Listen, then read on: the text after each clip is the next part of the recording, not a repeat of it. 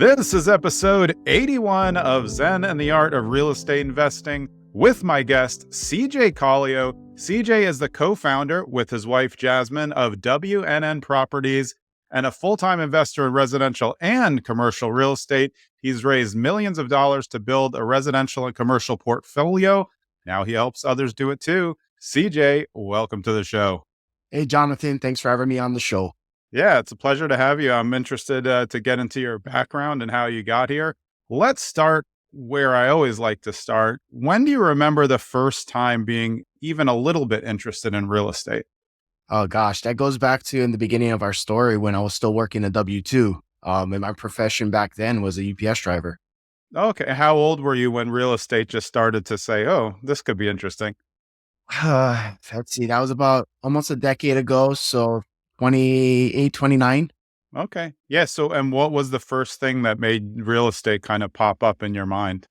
It was strange because it wasn't originally something that I wanted. It was my wife. And as a UPS driver, I got to experience a lot of peak seasons during Christmas where we are the guys that don the brown Santa suit, bringing all your Amazon goodies and Christmas gifts. Yeah. And I actually liked my job up until that particular Christmas where we weren't prepared. We were slammed. We got so much packages, so many deliveries. I was frustrated for about 5 or 6 months because I didn't see my family for the entire period. I was working 7 days a week, 12 plus hours a day. And I wanted to quit. And that's when she planted that seed. Hey, real estate could be a thing. So you grew up in Hawaii, correct? Yes. Yeah. Did you ever start investing in Hawaii or did you move off to the mainland before you guys started the journey? Our journey started when we were still living in Hawaii. However, the cash flow strategy, the buy and hold strategy we bought into, the numbers just didn't work for us. The price points were just too high. There was no real cash flow unless you had a lot of capital. So we actually started investing out in the Midwest from Hawaii. So we did long distance investing. Yeah, we've had a couple other Hawaii investors on the show, Zasha Smith and Daniel Kong. So, and some they've of course left. They're still in Hawaii, but they're investing outside. How did you guys start to determine markets that might work from a cash basis or money basis, and also something that you might be interested in while you were still in Hawaii? Yeah, that's a great question. We just dove into more of REI, real estate investing networks, and ask questions. Who's doing what we want to do, and start to pick their brain, and see if they would be willing to open us up or connect us with people in their market. Which we found originally, people were investing in Indianapolis. It was a very popular market for Hawaii people. And that's where we started our first turnkey purchase. What were some things in the beginning? Was it just go for, like you said, you're checking out properties, doing whatever they need so you can get some learning experience? It was actually more of putting on meetups. So the thing in Hawaii that we found is there was a lot of meetups down in the heart of Honolulu, the main part of the city, right? Where it was a distance for a lot of investors to travel in Hawaii traffic. Yeah. Which is you're not going far in mileage, but you're spending a lot of time. So we created our own meetup out on the west side where we were living at the time. And it really served and supported other investors to come to our meetup. The value we brought was a space where people could present deals, could share their wealth and knowledge to grow their network, to make connections and partnerships in exchange for, we would have conversations on the side, me and my wife being able to pick everybody's brains. Yeah. Have you found that through your group, the amount of partnerships is really substantial? I mean, once people really connect, there's those opportunities because you get to, monthly or weekly, however much you do them, spend time with people and get like a real one-on-one instead of through social media. Yeah, exactly. And like anything new, it started off small. There was only 3 of us. And it's still going to today, even though we're not in Hawaii, we pass it off to our team members and we're virtual. So we're actually bringing in people from all across the country and the world that wants to chime in every last Wednesday of the month is when we still hold it. And we've been running for, 7 years now.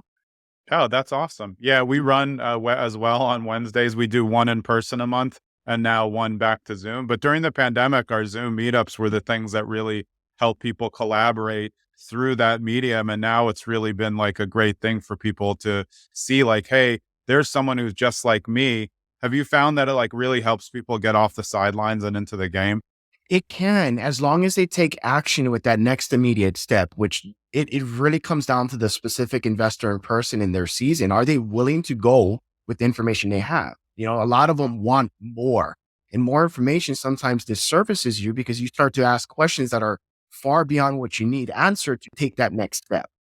Yeah, I think with real estate investing meetups, there's always like a small percentage who just will come to every meetup, but will never do anything. Like they kind of like the interactivity, but there's just something that they can't get the confidence. It's just not going to happen. They just want to like get the information.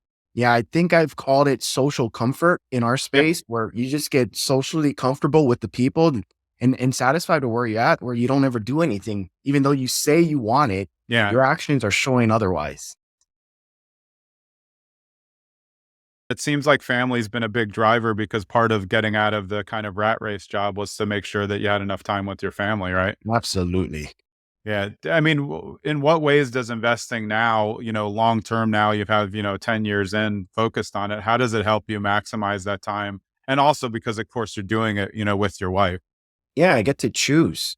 It's the freedom of choice. Like money was my initial thought to why I needed to invest. It really changed to time and understanding that time is the most valuable asset. And once I got that, being very disciplined with the priorities and the tasks that would produce the most money freed up the most time for me.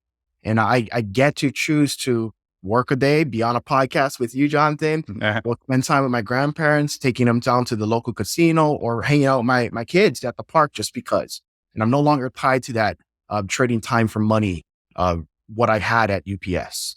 Yeah. I wonder what you think of this, though. I think like after you figured it out, it makes sense and you have the freedom. But a lot of people, are like, oh, I got to leave my 9 to 5. And then they get into investing and they realize like it's much harder because you actually don't have anyone telling you when you have to do stuff. So it could turn into a 24/7 if you kind of don't figure out the processes. Did you guys struggle with that? Or was Jasmine just way ahead of the curve? How did it play it Well, out for you? I am so blessed. Those who know Jazz know that she's very structured. She has systems and processes in place. She's very analytical in that sense. And I'm more of a promoter, conversator, Yeah. networker. I'm the opposite of that. And I struggled with it initially because it was embedded in my mind. I was raised to think I gotta put in 40 hours or I'm not working hard.